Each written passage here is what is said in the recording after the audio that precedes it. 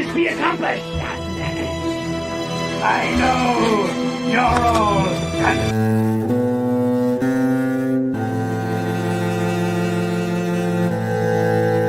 As a man, I'm flesh and blood. I can be ignored, I can be destroyed, but as a symbol,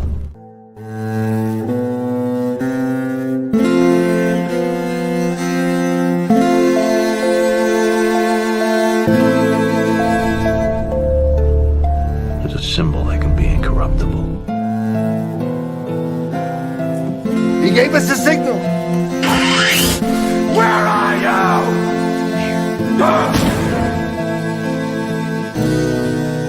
Something elemental, something terrifying.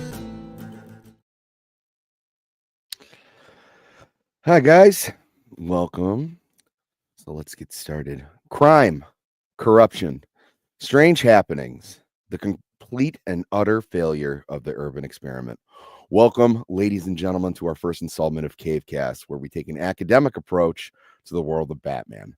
To set the tone of this podcast, I decided to set the first episode without a panel, and I can't think of a better place to start an explanation of who Batman is than starting with the city that birthed him, Gotham City. So why don't we jump in? We already got some folks in the chat, but this is Cavecast. You can see I have my nice little insignia here. I want to say hi to everybody in the chat real quick. We got Isaac. Thank you. Yes, please hit the like button. Thank you for reminding me to set up my banner.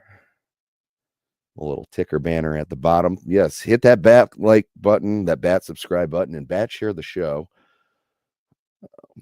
We got real life fake wizard. Hey, buddy, good to see you. Your body is ready. My body is ready as well. Sonia, my dear, thank you for showing up. Nadia, my sister from another mother, thank you for showing up. Oh, my beautiful wife, thank you for showing up. The clown prince of crime himself, Joker voice. Nags, we got Nagrinal, thank you very much for showing up. I think we're going to have other people filing in here, but you know what? That's not so bad for a Saturday morning. So why don't we just get started? We're talking about Gotham City. A brief introduction from Gotham City. There's a couple of quotes that I had for atmosphere. One is from Batman writer Dennis O'Neil once said that figuratively, Batman's Gotham City is Manhattan, below 14th Street at 11 minutes past midnight on the coldest night in November. Superman was once quoted to say, "I'm not particularly fond of Gotham. It's like someone built a nightmare out of metal and stone." So in the comics, we can go all the way back. We can trace Gotham's origins. Gotham actually started out, Batman's adventures took place in New York City. It wasn't until Batman issue 4 that we started getting the name of Gotham City proper. So, it was based off of New York City, but it was supposed to be twisted in some way. There was never, it's never supposed to reflect Gotham City. I'm going to change my background here.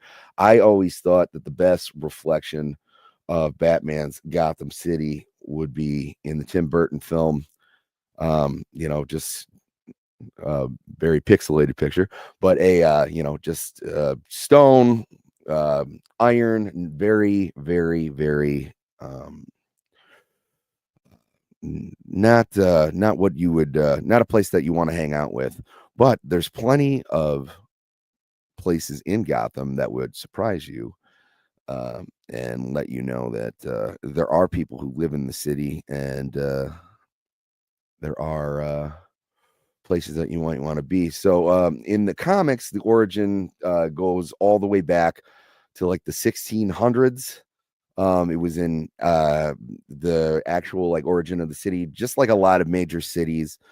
It goes back, even pre-America. It was like a colonial city, but Gotham City is usually in the comics set somewhere around New Jersey. Even though it was supposed to be based on New York City. But the first time that we learned about Gotham's foundation, its origins, was actually in Alan Moore's Swamp Thing, episode 52 or issue 52. So it was supposed to be founded in 1635 by Captain John Lagerquest. There are rumors and um, hints and issues, other comics that say that it has more supernatural origins, but we don't really need to get into that time. But I guess it is noteworthy to get into. For the most part, I think it's it's probably more pertinent for you guys to learn more about key sites in Gotham City, and then we can talk about its importance. Finally, maybe some famous people who were in there, and some modern adaptations. So we're gonna go right into our pictures here. Obviously, uh, I would say probably the most important part of the city is Crime Alley. Crime Alley is a street called Park Row. That is where Bruce Wayne's parents were killed. That that is where Thomas and Martha Wayne were murdered by Joe Chill. That is also where Batman first met Jason Todd, who was the second Robin, which we will get into more Jason Todd probably on Robin Day or maybe Robin Month, because there's so many of them now. But we can keep going. So that's definitely an important place. Another important place would probably be Gotham City Police Department. As you can see, I used it from the Arkham games. Gotham Police Department is exactly what it looks like. Gotham Police Department. Let's see. Another place of note is if you mess with Gotham Police Department, you'll probably end up in Blackgate Penitentiary or Blackgate Prison. This is where all of Batman's this is usually where the organized crime members go. This is more of a place where Batman's saner villains go, and heaven forbid, if you're one of the crazies, you will in turn end up in Arkham Asylum. Arkham Asylum is by far one of the most important places in Gotham City, because that's usually where Batman's worst criminals end up. And like the Joker, the Scarecrow, you would see guys like the Penguin and Sal Maroni, Carmine Falcone. Those guys go to Blackgate. All the the Riddler probably. That's debatable where he ends up. I think he ends up in a little bit of both. But let's see who else we got in the chat. Oh, Blue Collar. Thanks for showing up, buddy. But let's see. Oh my God, the chat has moved. We have Eraserhead. Thank you, Admiral. Thank you so much. Oh, the chat has really been cruising. Jeremy, Ryu. So we were talking about specific places. Other places that are of note is just outside of Gotham City is Wayne Manor. Wayne Manor is the home of Bruce Wayne, the familiar home. That's where his family has lived for generations. It's also just underneath that is the Batcave, which we will talk about that on either next episode or episode 3. Is basically the home base for Batman, the home of Bruce Wayne, Alfred Pennyworth, Dick Grayson, Tim Drake, Jason Todd, any other member of the Bat family. Oh, of course, Damian Wayne now, who is actually Bruce Wayne's biological son. And I think the most recent of the Robins. But the other places of note would probably be Ace Chemical. Ace Chemical is believed to be the place where the Joker was born. The Joker would probably be the biggest criminal of note in Gotham City, and probably the top of the pantheon in Batman's Rogues Gallery. Other places of note would probably be the Iceberg Lounge. That's kind of where a lot of people in the Gotham's underbelly hang out, do do business, do some shady deals. It's also run by one noted Oswald Cobblepot, the Penguin. He is basically the most formidable, arguably, of the insane Gotham crime bosses. You can also argue maybe Black Mask.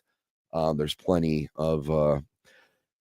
that you can debate who is the most powerful of the organized crime villains there, but those are some of the most notable places. There's also neighborhoods in Gotham City. I didn't really take any pictures of that, but yeah, some of the most notable. I have about 9 here. There's the Narrows, which is a rundown, impoverished district in Gotham, known for its high crime rate. It's often depicted a place where Gotham's underworld thrives.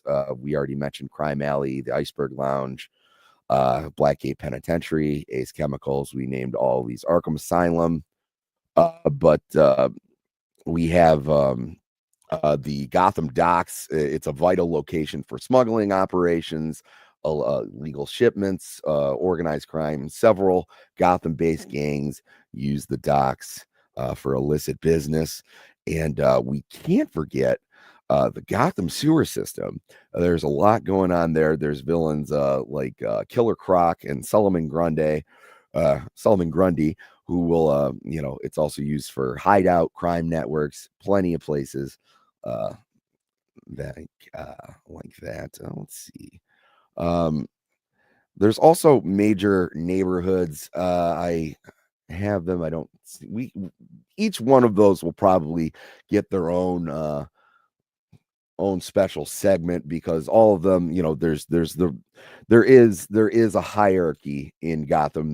Gotham has like the elites and the politicians, but as far as the middle class goes, it is supposed to be a large metropolitan city. People ask, a common question that I get is, why would anyone want to live in Gotham? Gotham has a thriving industry and everything. It just happens to have a lot of crime. Now, people will argue whether Batman causes that crime, or, if he's a, the thing that you're supposed to understand about Gotham is Gotham has always been corrupt from the ground up, from its starting, from the initial families who founded Gotham, then went on to form the Court of Owls, which will be an entirely long episode. I don't even think we'll be able to fit an episode about the Court of Owls in 1 hour. Jake Martin, thank you for stopping in, brother. I appreciate seeing you. I don't know if I saw Eraserhead first, but we love you. One of the OGs. Thank you so much. It's funny that you say that, Mrs. Three Pete. I don't know if you want to call it beautiful architecture, because in Gotham's design is a lot of people said it was designed to be like the urban nightmare. So so my favorite Batman movie is probably Batman 89.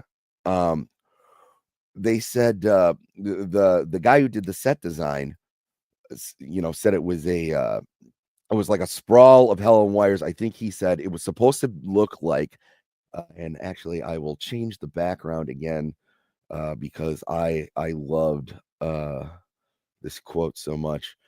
And I truly love the set design for Gotham City, which was built at Pinewood Studios, very famous studio for movie sets. But if you can look here, they said it was supposed to look like New York if it didn't have like a planning commission. So just corrupt from the ground up.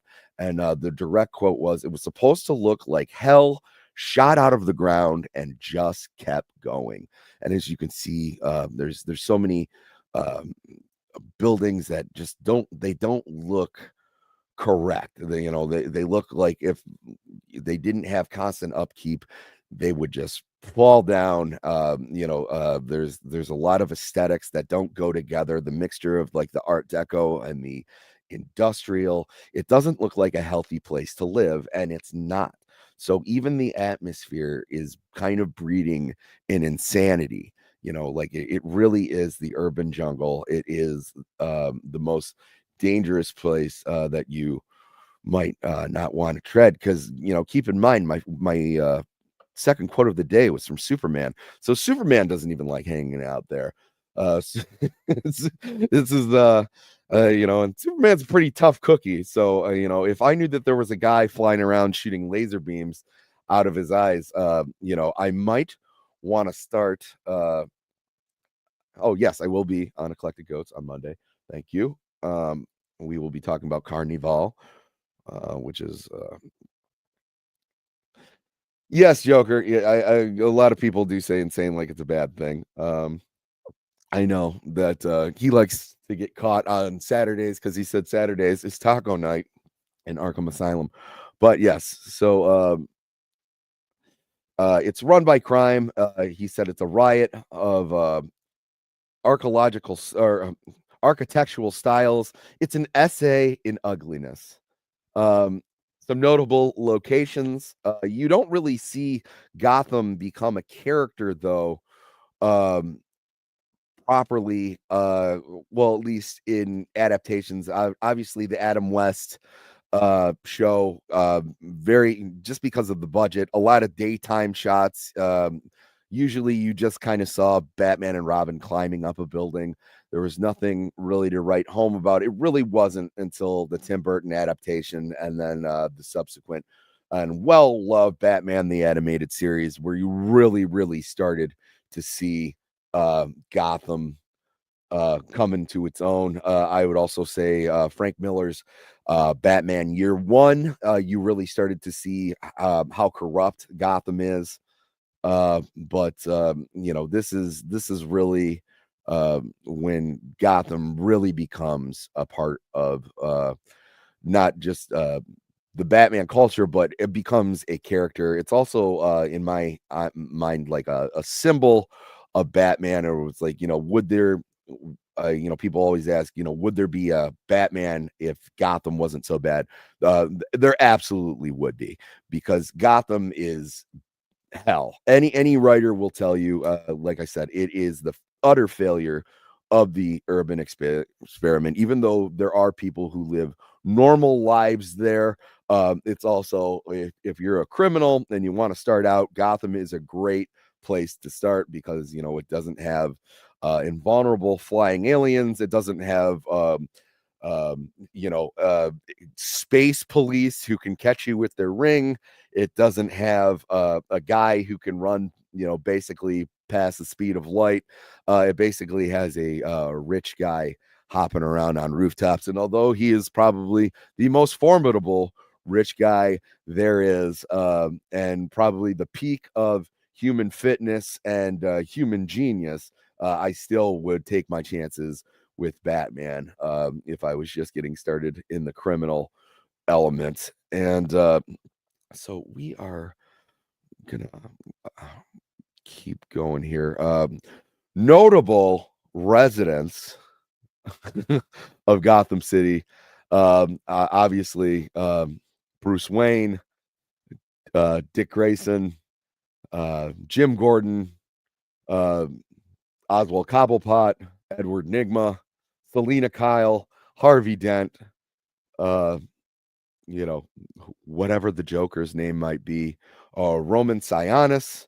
The Court of Owls is definitely a huge one, but they're more shrouded in mystery. We can't say who all of the members of the Court of Owls are, but those would be some notable. I'm sure that I've missed a few, but I'm trying to keep it this episode a tight 60.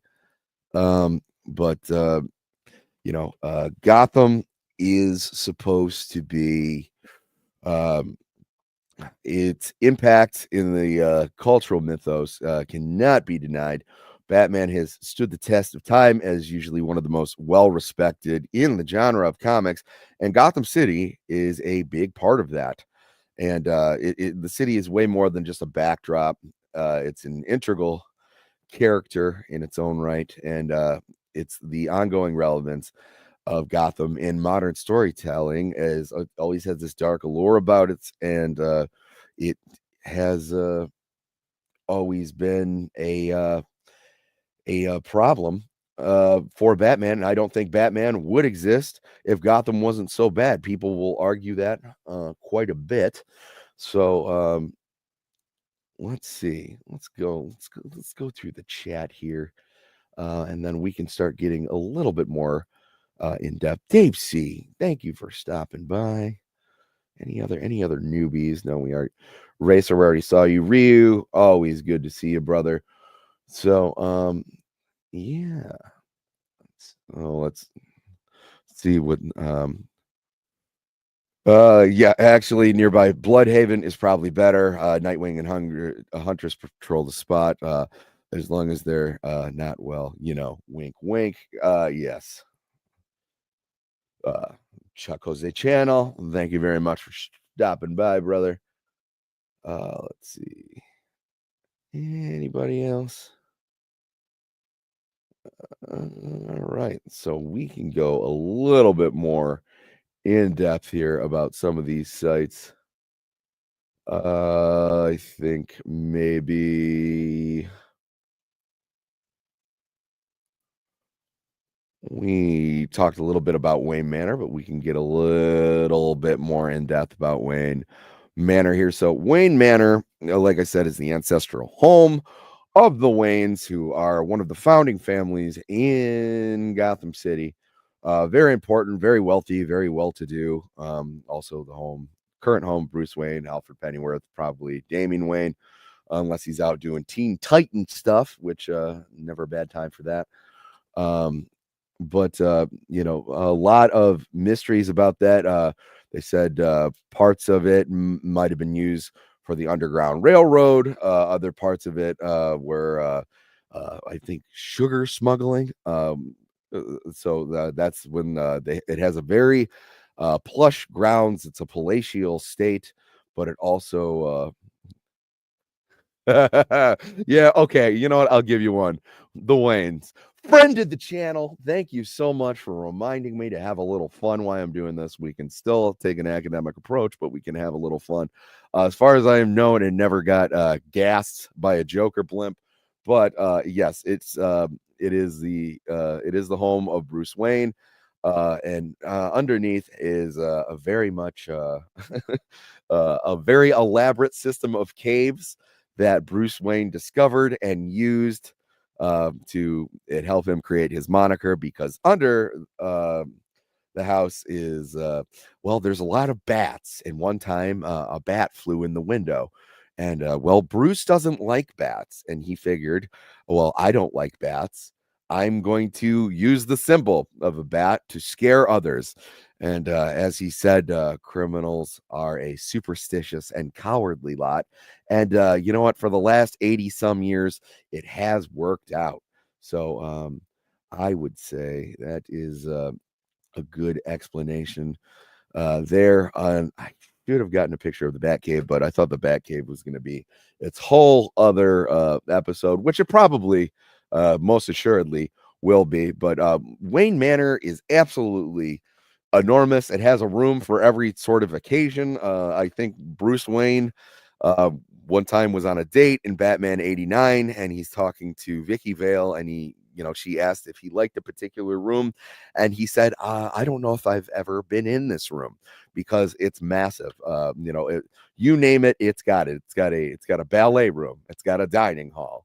I'm sure it has a couple of coat rooms, a billiards room, a library.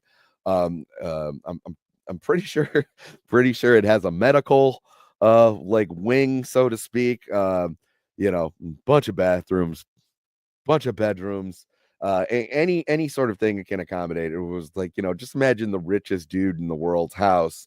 It pretty much has it. I don't know if he still has horses on the ground in the comics, but there's definitely times where Wayne Manor has definitely had stables, things like that. But usually you don't see Wayne Manor that much in the comics. You kind of see it as it's just kind of a place where Bruce Wayne is like hanging out until he's alerted of something going on in Gotham proper. Now let's go to some of these other locations that I mentioned. Crime Alley is kind of, you know, it's cut and dry. We can definitely go, but it's where Bruce Wayne's parents got shot. It's originally Park Row. But it just got so bad that's where people got murdered. Now, if you want to ask why two of the most illustrious citizens of Gotham were walking around the back alleys, either after a movie, it's traditionally a movie, usually something pertaining to do with Zorro, just simply because that's one of the characters that Bob Kane and Bill Finger said that they based the character off of. Bob Kane, longtime noted creator of Batman. We now today know that it was mostly Bill Finger who is responsible for a lot of the things about Batman lore that we know and love. But yeah, it's why they were walking through the most dangerous street in Gotham at night. Just kind of seems like a bad idea. But that's where they kicked the bucket in front of young Bruce, and Bruce said, "This will never happen again." And still, no one has figured out that he is Batman yet. But well, some have. But for the most part, it's kind of the worst kept secret in Gotham City that the only person who can afford to use these gadgets is running around, and no one seems to pick up on it. So I think another one that we're going to spend a great amount of time talking about is, and I know we touched on it a little bit, but probably a place that you don't want to go if you're lucky and you commit crime in Gotham. Well, if you're real lucky, you'll get away with it. But if you're super unlucky, you're going to go to Arkham Asylum. Friend of the channel, Arkham Asylum, arguably probably one of the most important places in Gotham and in Batman lore. This place is also, just like the city, corrupt from the ground up. It was started by Amadeus Arkham. In some iterations, the Arkhams is actually on Bruce Wayne's mother's side. Sometimes they'll actually give her the last name of Arkham. Sometimes they don't, or sometimes Arkham's her middle name. But there's always some sort of kind of relation there with Martha Wayne and Arkham. Either way, Arkham is not great either. Why don't I pull up something we can do a rundown here of Arkham Asylum.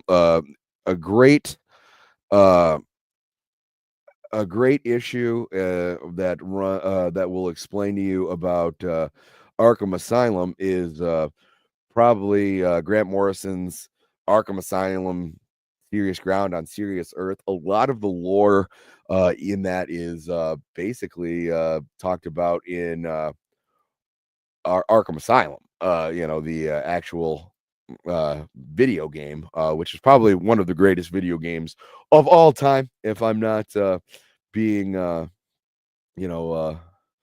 little bias here.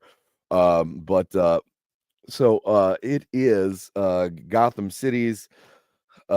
It's basically, like I said, if you don't go to Blackgate Penitentiary, it is where you're going if you are a crazy person. The problem is when you go there, since everybody is so corrupt, you're going to end up, even if you don't go crazy, you're going to go crazy there because the doctors are going to give you drugs and thank you, sweetheart. Isn't it though? But it is. It's toe up from the motherfucking flow up. And it is if you are unfortunate to be sane when you go there, you are going to leave insane from the doctors who are going to prescribe you experimental drugs, or the other inmates who are going to torture you and probably beat the living shit out of you on a daily basis. That's if like the shock therapy and the terrible food and the beating from the orderlies isn't going to break your mind. The crappy living atmosphere, the cold, dank environment, was like, I don't, when you take a look at this place, I don't think there's a lot of pillows and blankets. They used it all on the wall padding. It is not a place that you want to go. I think our high school experiences were a little different. I didn't have people giving me shock therapy, but you know what? I sometimes I might have preferred it. But I can forgive people for not realizing that only Bruce can afford the gadgets because you live in a universe where Superman is disguised with a pair of glasses. Yeah, he also changes his posture and tone of voice. Yeah, but I mean, yeah, there's a bunch of like 6'2", 6'3", well-built guys with black hair and blue eyes. It was like, there's a reason that people keep wanting. People were mad about David Cornsweet being cast, going like, oh, he just looks like a younger version of Henry Cavill. And you're like, well, yeah, Henry Cavill looks like Superman. There's not a lot of those handsome bastards walking around. You know what I mean? Because if I could play Superman, I would. I'm sure all the guys in the chat, one's in the chat, guys, if you would play Superman if you had the opportunity, you can't because you're not as handsome as David Cornsweet or Henry Cavill. I get it. I had to grow up. I had to look in the mirror. I look in the mirror every day. I know I'm not as handsome as those guys, but so I think on the handsome factor alone, they would figure out, luckily with Batman, and still you have to have a handsome jaw to play Batman. We all know that. But yeah, so let's break into some more of the history here. Located in Gotham City, it's where Batman's foes who are considered to be mentally ill are brought in as patients. And it, based as a lot of things are, surprisingly, in Batman's lore, is on the works of H.P. Lovecraft.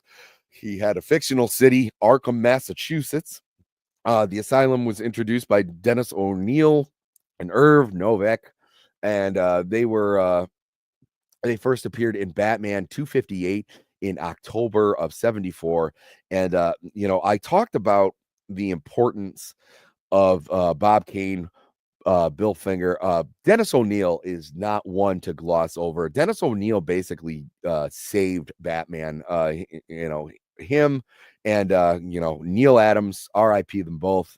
We lost them both recently, and they were huge factors into because Batman got a little weird in the Silver Age, and in the Bronze Age in the 70s they brought it back. That was important for making like the Joker kind of like a hardened killer again, rather than some guy going like, I'm going to rob a bank because it has a statue, or I'm going to rob this museum because it has a statue with a smiling guy. Like that is he came back. He took him away from his corny adaptations from the 50s and 60s and brought him back as someone scary. But much of its history was established by Len Wein, who is just a powerhouse of a comic book figure. He created Swamp Thing. He created Wolverine.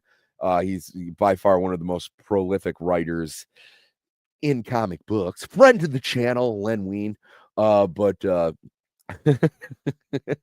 So it says right here, Arkham Asylum has a poor security record, and at least with regard to high profile cases and patients such as the Joker, who will of course get his own episode. They're frequently shown escaping almost at will, for those who considered no longer mentally unwell. They get discharged and then they tend to reoffend because if you're a criminal in Gotham, and much like real life, it's kind of hard to get a job after you paint your face up or put on a mask and start robbing banks. You're not gonna, I don't think you're gonna work at Qdoba after that. Gotham City criminals are deemed criminally insane or mentally unfit by the court of law. And they're treated at Williams Medical Center before being deemed dangerous enough to be sent to Arkham Asylum. Arkham Asylum has a long, brutal history. beginning when its architect became mentally unwell and killed several workers with an axe, and was sentenced to life and imprisonment in Arkham. Arkham's founder, Amadeus Arkham, did I say Jebediah Arkham? Or either way, it doesn't matter. His name is Amadeus Arkham. He previously killed his mother due to her mental illness and suppressed the memory, believing her death to be a suicide. Later, the serial killer Martin Hawkins, also known as Mad Dog Hawkins, kills Amadeus's wife and daughter. Following this, Amadeus kills Hawkins during an electroshock therapy session and then is committed to his own asylum where he eventually dies. So, yes, famous wardens would probably be Amadeus Arkham, Jeremiah Arkham, who's the nephew of Amadeus Arkham, and he was the head of Arkham for a while. Quincy Sharp, who probably the most famous now because of the Arkham series. You can't deny how important those video games have become to like Batman lore, and it does a great job of not only building its own lore but like taking what was previously established. But I think my favorite chief psychiatrist is probably Dr. Hugo Strange. He was Arkham's chief psychiatrist and a very early enemy of Batman. He actually predates the Joker by a number of issues. So not a lot of people know this, and I know we're here to give y'all a PhD in Batman. So if someone says they have Batman issue 1, that does not mean that they have, the first appearance of Batman. Batman showed up in Detective Comics issue 27, and I can't remember offhand how many issues it had before they give it their own, before they gave Batman his own series. But that's usually how these things would go. So even Superman, it wasn't Superman issue 1; it was Action Comics. So Thor started out into Journey into Mystery. Spider-Man was Amazing Fantasy issue 14 or 15. So they would have these comic book series where, like Tales That Astonish. So Tales That Astonish were something almost like akin to like the Twilight Zone, where they were these individual stories, and you would, buy, and they might be 2 or 3 issues long, and and if the character started doing well, each one of these issues, like I said, like Tales That Astonish, it might have 3 stories within an issue, and if the stories started doing well, it would continue on into like subsequent issues, where so Amazing Fantasy, I would assume, if it was I really can't remember if it was 14 or 15.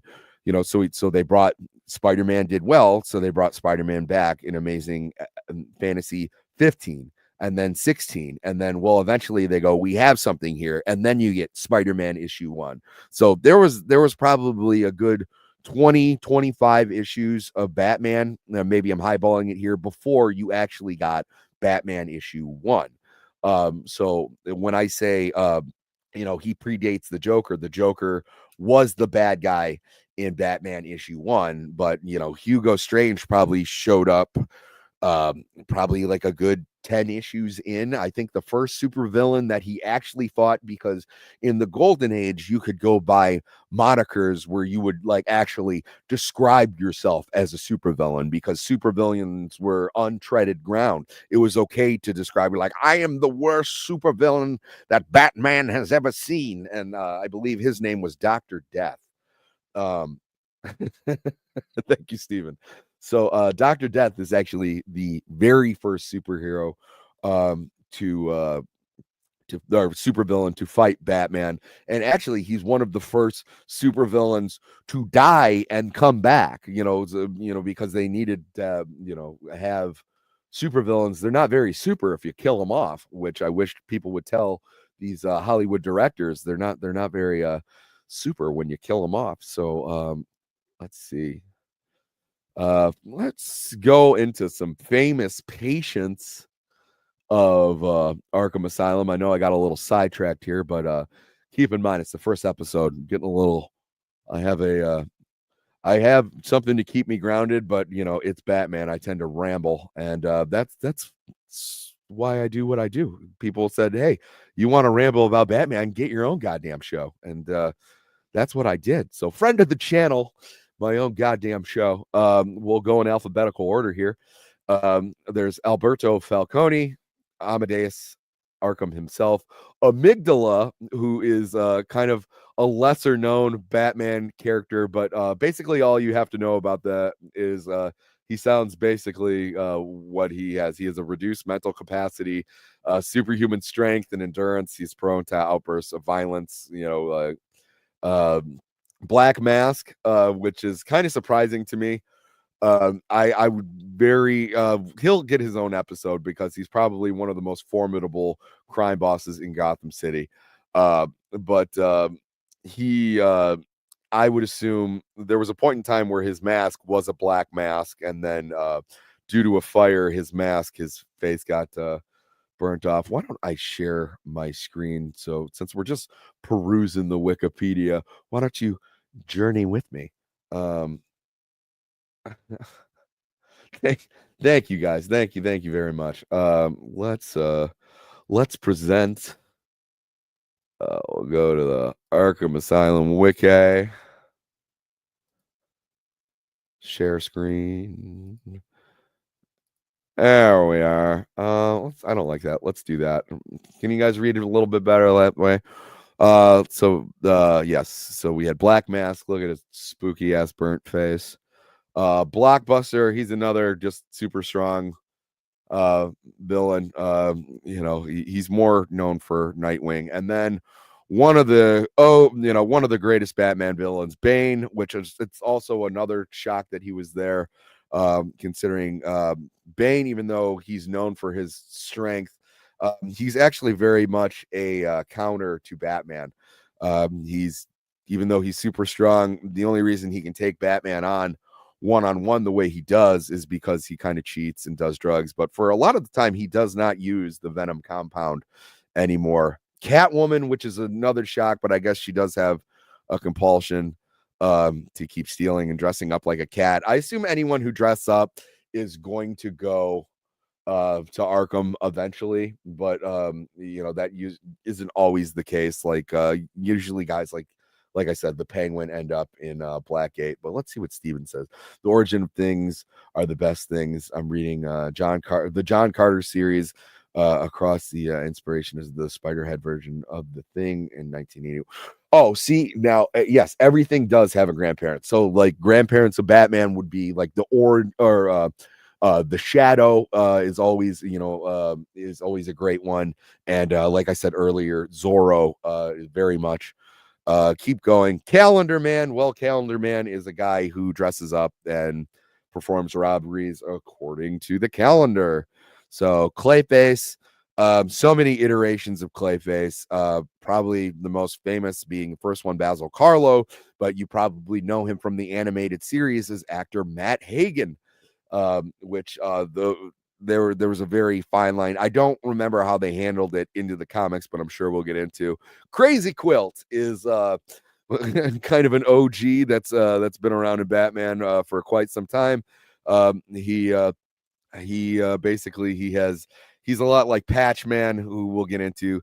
Deadshot is Dr. Destiny. Like I said, I just realized Firefly. That makes sense. He's a pyromaniac. Thank you. Yes, Tech Rat. Thank you for knowing Ragman. Ragman is very important in Gotham War as well. The Great White Shark is probably. I'll pause it on the Great White Shark. Great White Shark is probably the best example of why you don't want to go to why you don't want to go to Arkham. If you don't need to go to Arkham. So the Great White Shark was like a white collar criminal who, like a lot of criminals, make this mistake where I was like, I'm just going to pretend like I'm insane. And I'll get off easy. They'll send me to the nut house. They won't send me to Blackgate, which Blackgate, no picnic. Arkham Asylum, much, much worse. So, he ends up getting the shit kicked out of him like every day. And eventually his mind starts to break, but they pick him up and they throw him, I believe, into either Mr. Freeze's holding area, which Mr. Freeze has to be kept in, sub-zero temperatures, or he isn't gonna do very well, or it might have just been the fridge someplace cold, and the criminals just locked him in there for days and days and days, and he ended up getting frostbite and losing all of his features, and he ended up going nuts and sharpening his teeth and actually becoming a bad guy. So this is a great example of someone who lost their mind in Arkham Asylum. Another great example of someone who lost their mind in Arkham Asylum but annoys the shit out of me is Harley Quinn, because people don't know how to write for her anymore. When we get to the Harley episode, we will definitely talk about it. Hugo Strange, and then we have Humpty Dumpler, which I believe is his real name, but he goes by Humpty Dumpty or Humpty Dumpty. Oh yeah, Humphrey Dumpler. I was correct. Jane Doe. Obviously, we got the GOAT, who is there. Killer Croc, who is definitely going to get his own episode. Very much. Wait, you're Puddin'. Harley's not Puddin'. You're Puddin'.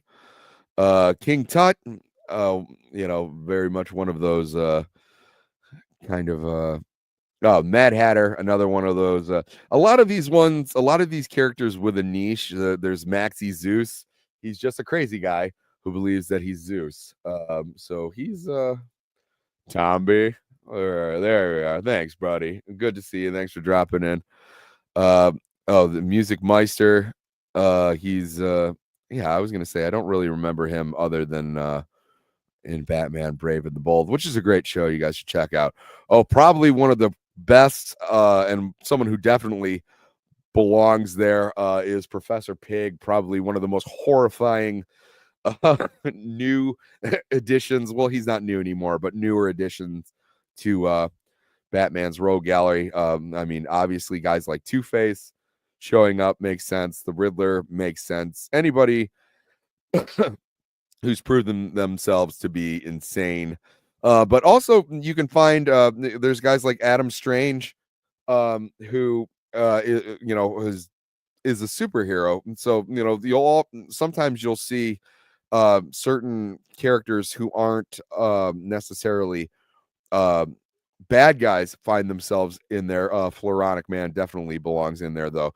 Zatanna is a good guy and a member of the Justice League or Justice League Dark. There's no reason that she would go there, other than the fact that the city's corrupt and someone probably threw her ass in there. So I think we'll get more into this when we cover Arkham, because as you can see, there's a lot more going on here. But let's go back to my handy dandy syllabus here that I wrote out. Well,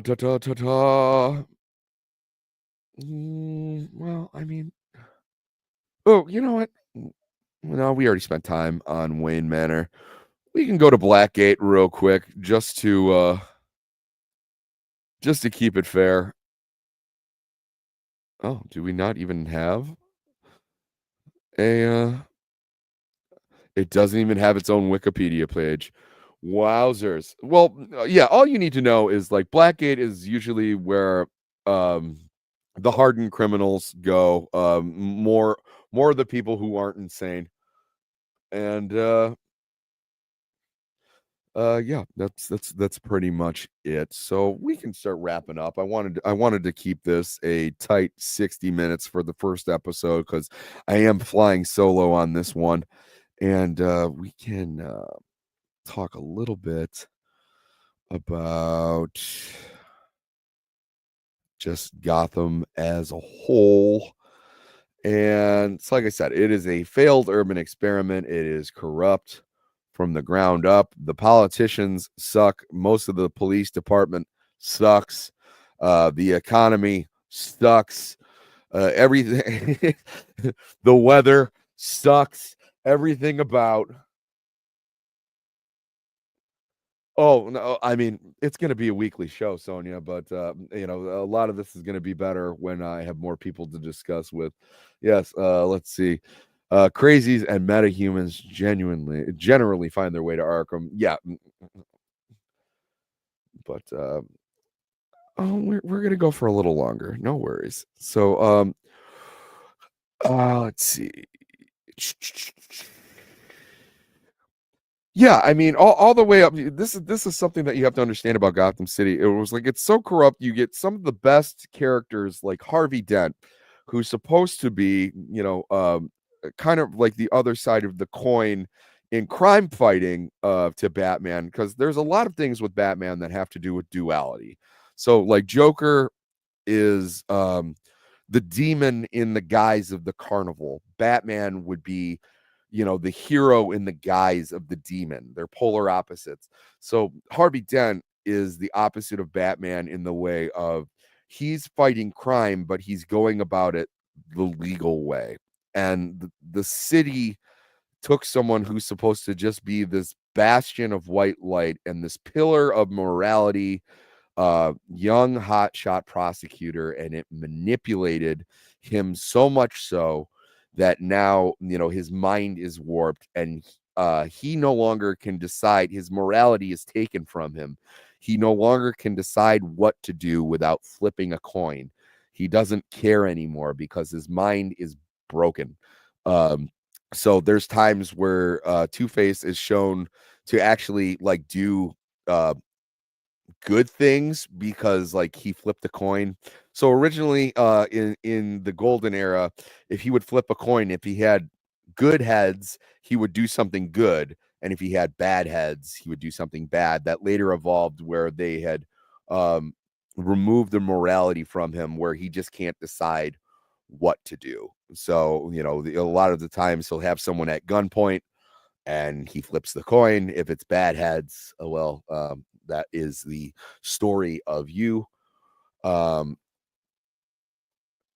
And if it's good heads, he might let you go and send you off with a pat on the back. Yes, Young probably would have had a great day. There's a lot of things in psychology and psychiatry that definitely bleed into Batman's rogues gallery. We will cover that a lot next week because it's a podcast about Batman. Episode 2 is going to be Batman / Bruce Wayne, and the duality of Batman bleeds into everyone. Oh my gosh. Nadia, thank you so much for stopping in. I love you. And yes, right after this, please go right into her X-Files stream because she's just killing it over there at Horror with Nads. And she's one of the nicest people on the intranet. And I would like it if you supported her. So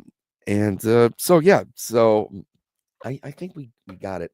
We got it covered here. I just wanted to thank everybody for coming out for the first episode. I'm going to start bringing people on. A lot of it is going to have to do with a particular subject, but this Gotham City is a broad subject. I had a real hard time deciding if I just wanted to do Gotham City proper or if I really wanted to take the time to go into, because there's so much that we didn't get into, like particular neighborhoods in Gotham and everything.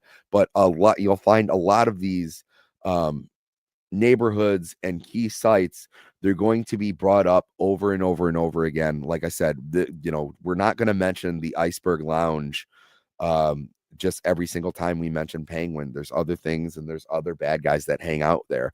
Gotham City PD will probably, will come up probably every single episode because it's a huge city and it has a police department, and this would be said police department.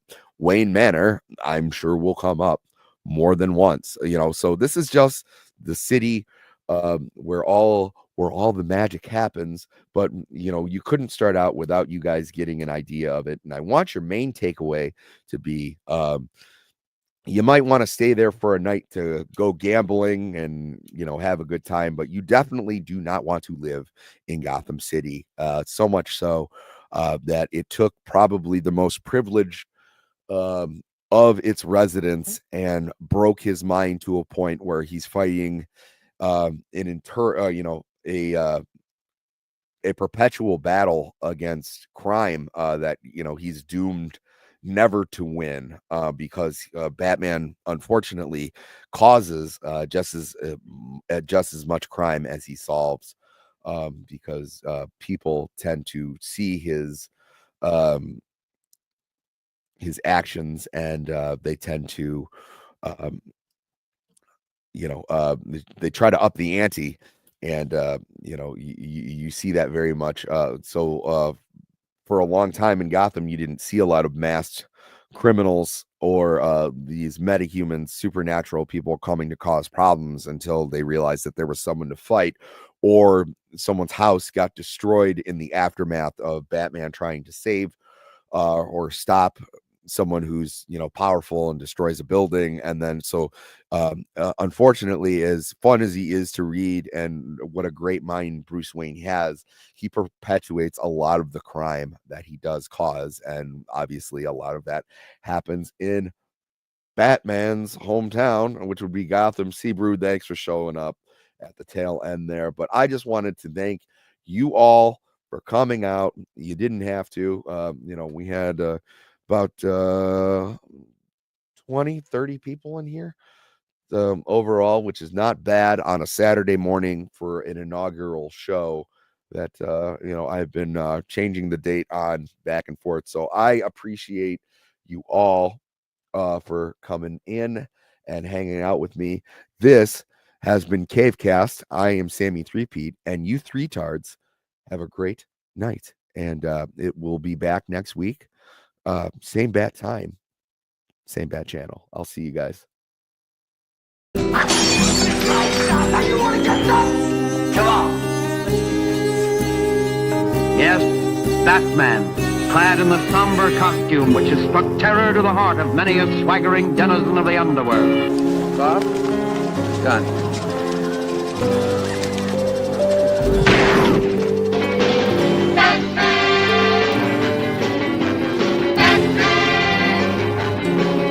Holy CinemaScope! Holy miscast Batman! Holy movie moguls!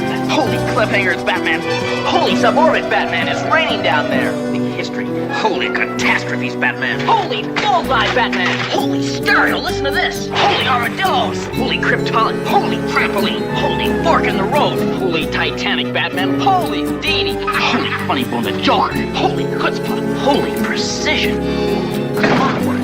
Tomorrow, same that time, same that channel.